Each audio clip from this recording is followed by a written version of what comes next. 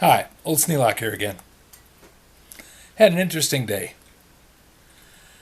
Yesterday, I had a breaker pop in the kitchen, and it was shortly after we had the microwave blowout a couple days ago, and it just arced out and totally quit working. Scared the dickens out of me because I was the one that was starting it, and it threw a pretty good arc inside the cabinet. In any case, I knew I had to get a new microwave because those are not repairable in my world. So I went and bought a new microwave, got it home. About that time, the outlets on the kitchen cabinets over the kitchen countertop quit working. Now I had put those in when we put the new kitchen in, so we had brand new wire, brand new outlets, brand new everything about 4 years ago, 5 years ago, and it was a GFCI outlet that had tripped, and I thought, well, okay, I'll just go reset it. Well, when I went to reset it, it wouldn't reset. Oh no! Now what? I got to replace that I got to replace that outlet.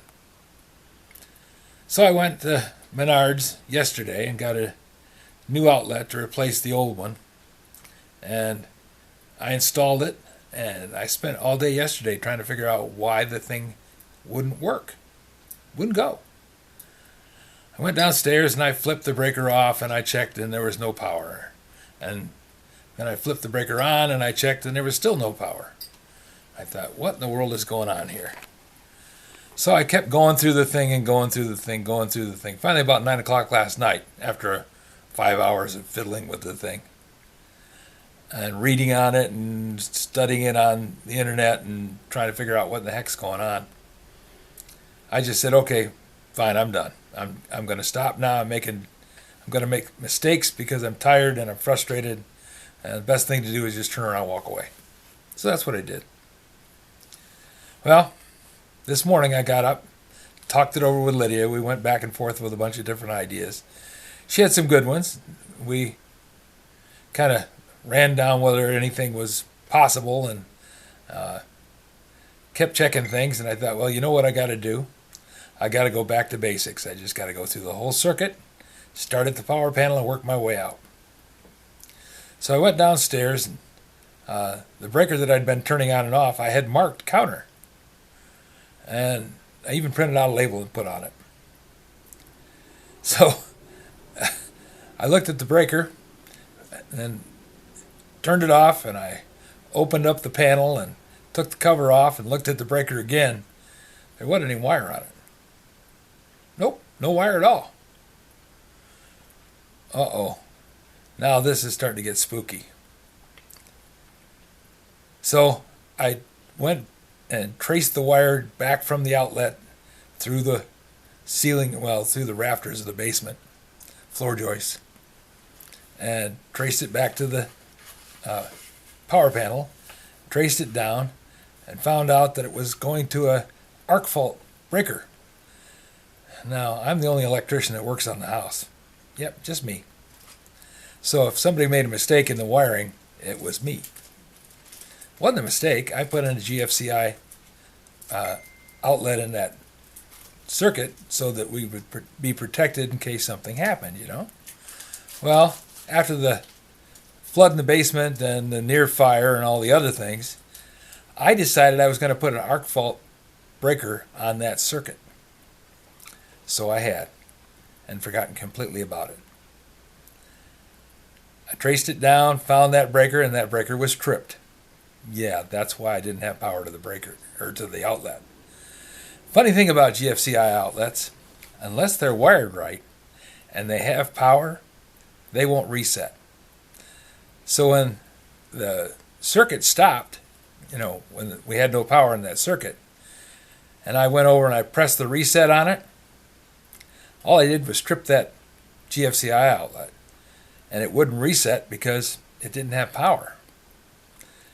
So I flipped the GFCI outlet on, and then I came back upstairs after I had put actually what I did is I turned that breaker off, made sure the power was off to it, came back upstairs, installed the new outlet again, put it in the wall, had it all wired, not just hanging there, wasn't fastened into the junction box. And I turned on that arc fault breaker, and the GFCI outlet reset. Everything was fine. So I put it back in the wall.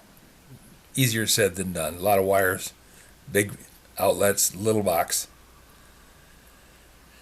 And got that done, turned it on, everything's working fine.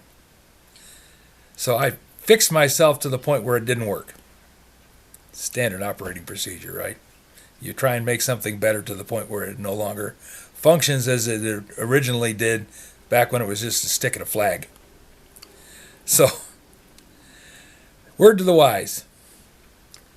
As you get older, and you've done hundreds, if not thousands of these things, you start getting them all blurred together and you're not really sure which one you did. Now I could say, well, you're supposed to write it down and, you're supposed to memorize these things and know this stuff. But come on, man. I made the mistake. That means anybody can. So when you're troubleshooting something, my best advice is go back to the source. Start at the beginning and work your way out. Don't spend 5 hours trying to figure out why a breaker don't work. It might just be that it's not supposed to. So that's my story. Failure with a success following it. I now have the new the GFCI outlet in there, and I have the arc fault breaker marked so that it shows that it's the counters. And I double checked everything, and I know that the wiring is correct, and I have it working. I still have a microwave to change, so there's another adventure going on in that. But don't feel bad if you don't get it right. Everybody makes mistakes. The harder you try, the bigger things you try and do, the odds are that your mistakes are going to be larger. And even when they're tiny, they can be very frustrating. If you have any suggestions for a new video, questions about today's video, or any of the other videos on the channel, just drop a note in the comments. I read them all. Thanks for watching.